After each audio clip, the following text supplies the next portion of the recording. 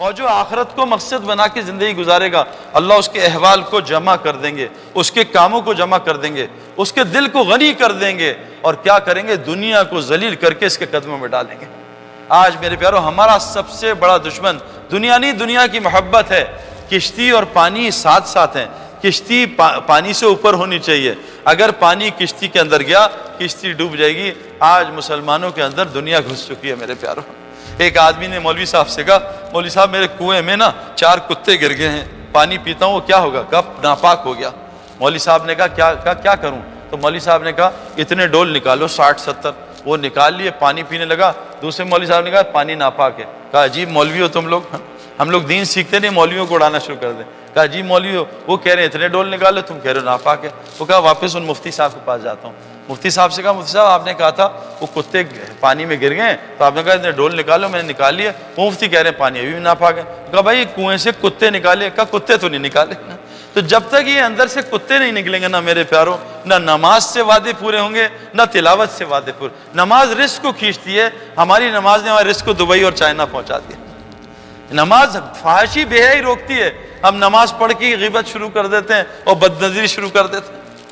میرے ساتھ perfume shop پہ چلیں، بہت خوشبو آئے گی، 2-4 پرفیوم چیک کیے، اب خوشبو آنا بند ہوگا، کافی سونگو، خوشبو آنا بند۔ یہ تبلیغ کا کام کافی سونگنا ہے کہ اس کفر اور شرک کے ماحول میں یہاں ایمان نہیں سمجھ میں آئے گا۔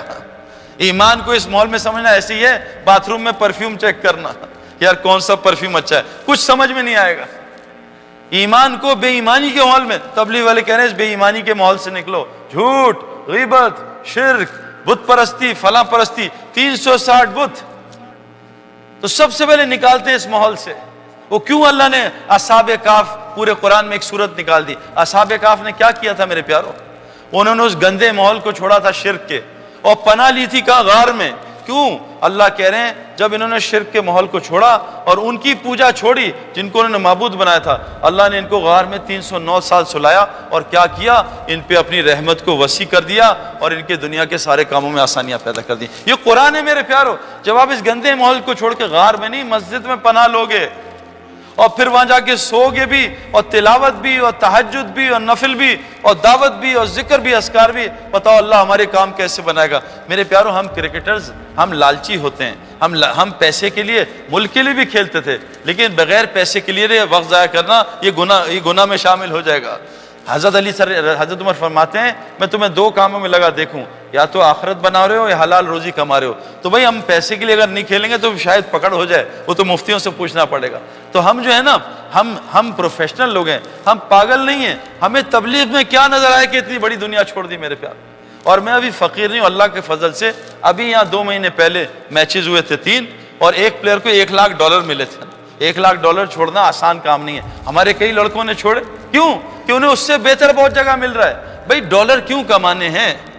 اس کی وجہ ہوگی نا، زندگی اچھی ہو جائے۔ ایک آدمی مچھلی پکڑ رہا تھا، تو ایک آدمی آیا ساتھ میرے جیسا احمق، کہا بھائی خیریت ہے؟ کیا کہہ رہا ہوں؟ کہا مچھلی پکڑ رہا ہوں۔ کہا اچھا یہ کوئی کام ہے؟ کہاں کام ہے؟ کہا کتنی پکڑتے ہو؟ کہا 1 گھنٹہ بیٹھتا ہوں۔ کہا کتنی مچھلیاں؟ کہا 20-25۔ کہا بس؟ کہا بس نہیں یار بہت ہے، میرے 2 بچے میاں بیوی 10 کھاتے ہیں، 10-15 بیچ دیتے ہیں، گھر چلتا ہے۔ کہا اچھا تم کام بڑھا دو۔ کہا کیوں بڑھاؤں؟ کہا کام بڑھاؤ گے 8-10 گھنٹے مچھلیاں بڑھیں گی۔ کہا تو کیا ہوگا؟ کہا 100 مچھلیاں۔ کہا میری ضرورت تو 20-25 مچھلی ہے، میں 100 کی کیا کروں گا؟ کہا بیچ دینا۔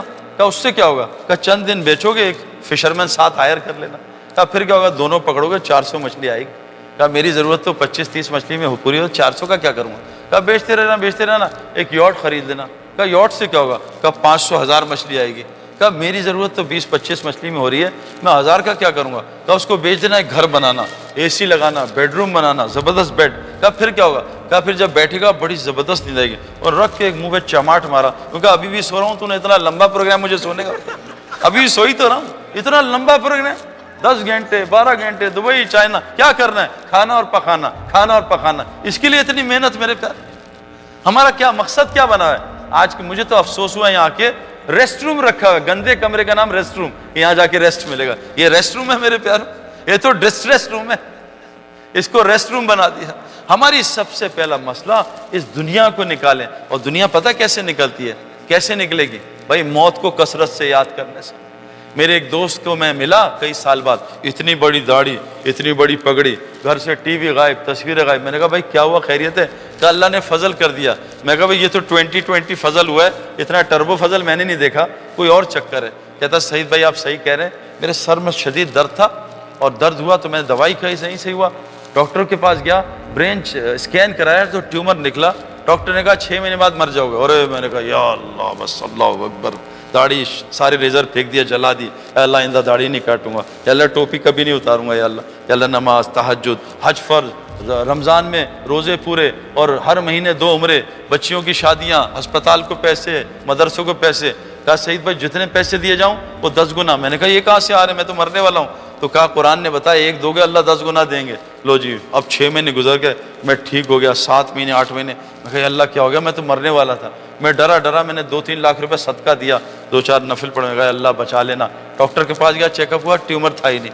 تو ڈاکٹر سے میں نے کہا کیا ہوا؟ کہا اس نے جا کے چیک کیا، کہا تمہاری رپورٹ کسی سے مکس ہو گئی تھی، تمہیں کینسر تھا ہی نہیں۔ اللہ نے انسان بنانا تھا، موت اندر ڈال دی۔ اگر ابھی آ کے اسرائیل کہتے ہیں کل مرنا ہے، کل آنا ہے تمہیں لینے، تو آدمی جائے گا گھر، 1 منٹ ذرا بیوی سے ذرا باتیں کرو، نہیں بھائی یا اللہ بس سجدے میں لے لینا، بس سجدے۔ میرے پیارو ہم موت کو بھول گئے۔ حضور صلی اللہ علیہ وسلم نے کیا فرمایا؟